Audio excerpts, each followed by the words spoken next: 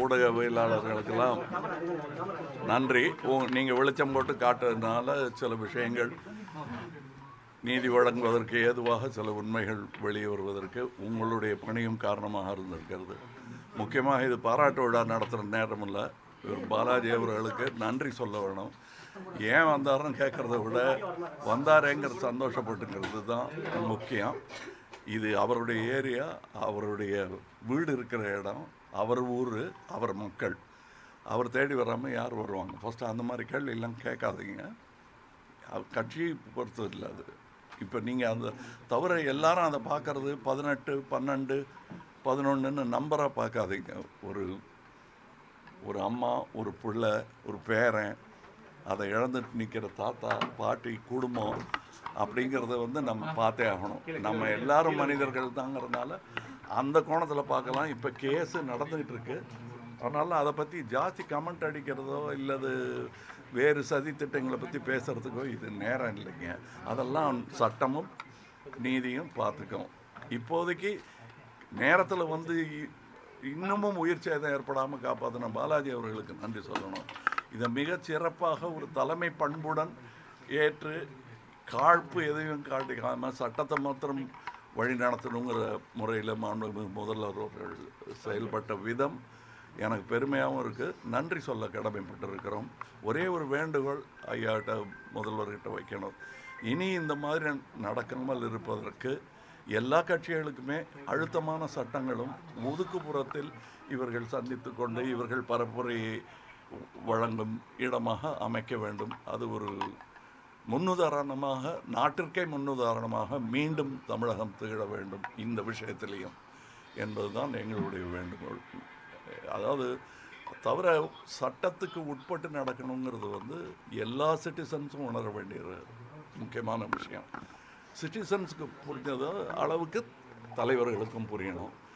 தயவுசெய்து இது இந்த நேரத்தில் நம்ம அதை குழப்பிக்கிட்டு இல்லாமல் செய்தியை நேர்மையாக சொல்லுங்கள். ஏன்னா இப்போ இந்த காலகட்டம் யார் உண்மை அப்படின்னு கேட்குற காலகட்டம். உண்மைன்னா பல உண்மை இருக்குதுன்னு சொல்கிற காலகட்டம். உண்மை ஒன்றாகத்தான் இருக்க வேண்டும். சட்டமும் நீதியும் அனைவருக்கும் ஒரே விதமாக அமைய வேண்டும், நேர்மையாக அமைய வேண்டும். அதற்கான ஏற்பாடுகள் நடந்து கொண்டு இருக்கின்றன. அதை பற்றி என்ன சொல்கிறீங்க, இதை பற்றி என்ன சொல்கிறீங்கன்னா எல்லாருக்கும் நாட்டு நடப்பு தெரியும். நிகழ்ந்து விட்ட இந்த சோகத்திற்கு அனுதாபம் சொல்வதற்கும் அவர்களுக்கு நீதி கிடைப்பதற்கான வழியையும் இனிமேல் இந்த மாதிரி நேராமல் இருப்பதற்கு என்ன பண்ணணுங்கிறத யோசிக்கிறது தான். நான் வண்டியில் கூட அதை தான் பேசிட்டு வந்தோம். இன்னொரு இடத்துல பர்மிஷன் கொடுக்கலைங்கிறத விட அந்த இடத்துல கொடுத்துருந்தா என்ன ஆயிருக்கும், பாலத்தில் இருந்து தண்ணிக்குள்ளே விழுந்துருந்தா இன்னும் உயிர் சேதங்கள் எவ்வளோ ஆயிருக்குங்கிறத நம்ம யோசிச்சுட்டு கொஞ்சம் பொறுப்புடன் நாம் நடந்து கொள்ளும். நாம் தான் உங்களையும் சேர்த்து என்னையும் சேர்த்து சொல்கிறேன்.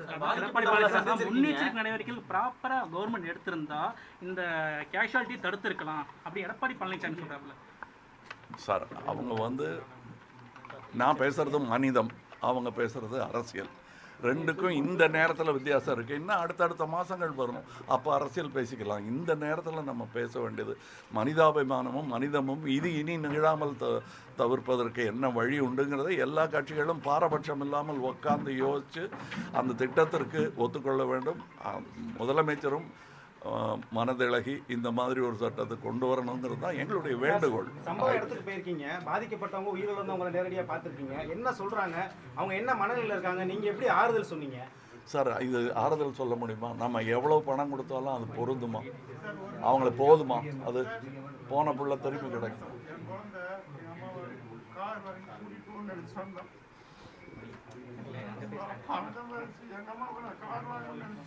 இதுதான் சொல்கிறாங்க. இதை கேட்டுக்குங்க. இவ்வளோதாங்க செய்தி. இதை தவிர வேறு என்ன சொல்ல முடியும்? அவங்கக்கிட்ட நீங்கள் அரசியல் கேட்டுட்டு இருக்க முடியுமா? புள்ள போச்சுங்கிறாங்க. எத்தனை லட்சம் கொடுத்தாலும் அவங்களுக்கு கிடைக்க போகிறதில்ல. இந்த பணம் எவ்வளோ கொடுத்தோங்கிற போட்டியும் வேணாம். அவங்களுக்கு நீதி கிடைக்குதாங்கிறத நீங்கள் தான் பார்க்கணும். We all should. என்ன நீங்கள் ரெஸ்பான்சிபிலிட்டி தூக்கி போட முடியுமா? இவன் என் அக்காவும் தங்கியும் தம்பியும் அங்கே இருக்காங்க, ரெஸ்பான்சிபிலிட்டி இவரா அவரான்னு எப்படி?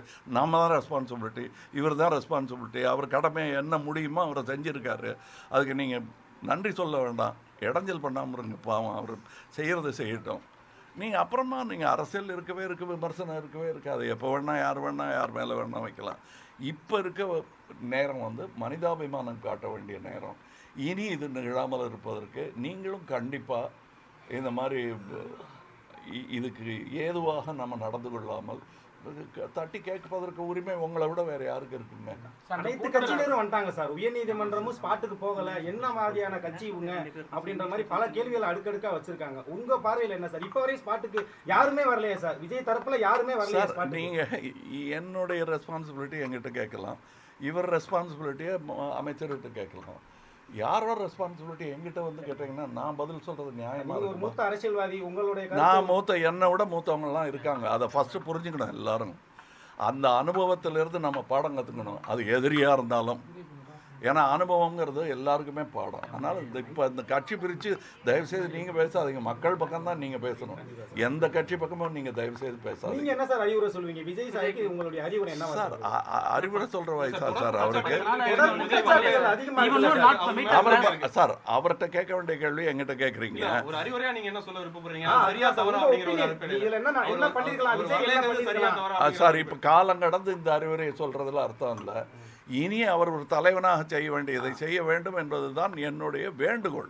அறிவுரை சொல்றதுக்கு நாங்கள் யாரு? அது அவங்களுக்கே இருக்கிற விஷயம். அவங்களுடைய பார்வை என்னன்னா எல்லாமே திமுக தான் காரணம், வெவ்வேறு செந்தில் பாலாஜி தான் காரணம்ன்ற மாதிரி குற்றச்சாட்டுகளை திமுக மேலேயே அடுக்கிறாங்க. அது இல்லை பாருங்க, அவங்க குற்றம் சாட்டுறவர் இதோ இங்கே நிற்கிறாரு. மற்றவங்க குற்றம் சாட்டுறவங்க எங்கேங்கிற கேள்வி நீங்கள் தான் கேட்கணும், எங்களை கேட்காதீங்க கேள்வி. நான் இங்கே அரசியல் பேச வரலைங்க. நான் அடுத்த மாதம் வருவேன், அதுக்கு அடுத்த மாதம் வருவேன், பேசிக்கலாம். கொஞ்சம் ஒரு மாதம் அவங்கள விட்டுருவோம், நிம்மதியாக இருக்கட்டும். அவங்க அது மறக்கிறதுக்கு ட்ரை பண்ணட்டும். திரும்ப கிண்டி எப்படி செத்தாங்கன்னு அவங்ககிட்ட கேட்டால் இப்போ எங்கிட்ட அழுகிற மாதிரி அழுவாங்க. அழுது ஓஞ்சிட்டாங்கன்னா கொஞ்சம் நிம்மதியாக இருக்க விடுங்க. ஆமாங்க, அதை சொல்லி காட்டுறதே அசிங்கம்னு நான் நினைக்கிறேன். அது யாருக்கு ஜாஸ்தி கொடுத்தாங்க குறைவு கொடுத்தாங்கன்னு இல்லை, எவ்வளோ கொடுத்தாலும் பத்தாதுங்கிறேன். நான் என்னால் முடிஞ்சதை நான் கொடுத்துருக்கேன். அரசுக்கு ஏற்கனவே நஷ்டம். இந்த இதில் நம்ம பணம் தான் அது அவங்க பணம். அரசுக்கு நஷ்டம்னா நமக்கு நஷ்டம் தான், அவ்வளோதான். அப்படி தான் நினச்சிக்கணும். நம்ம மக்களை பற்றி நினைப்போம். சார் விஜய் கட்சியினர் ஃபுல்லாமே தொடர்ந்து தலைமறைவாக இருக்காங்களா சார்? அவங்க இது இன்னும் போலீஸ் வந்து தேடிட்டு தான் இருக்குது. 5 தனிப்படையாக சொல்லிட்டேன். இப்போ சாடுற நேரம் இல்லைங்க, அதுக்கு சட்டம் ஏற்பாடு பண்ணிக்கிட்டு இருக்கு. கேள்விகள் கேட்டுட்டு இருக்காங்க. எஸ்ஐடி வந்து இங்கே உட்காந்துருக்காங்க. பெரிய போலீஸ் ஆஃபீஸர்லாம் விசாரிச்சுட்டு இருக்காங்க. நீங்களும் நானும் விசாரிக்கிறத விட இன்னும் ஆழமாகவும் உறுதியாகவும் நேர்மையாகவும் இருக்கும்னு நான் நம்புறேன். வணக்கம். ட்ரெண்டை ஃப்ரெண்ட் ஆக்கிக்கோங்க. தந்தி டிவியின் சப்ஸ்கிரைபர்ஸ் அண்ட் ஃபாலோவர்ஸ் குடும்பத்தில் நீங்களும் இணையுங்க.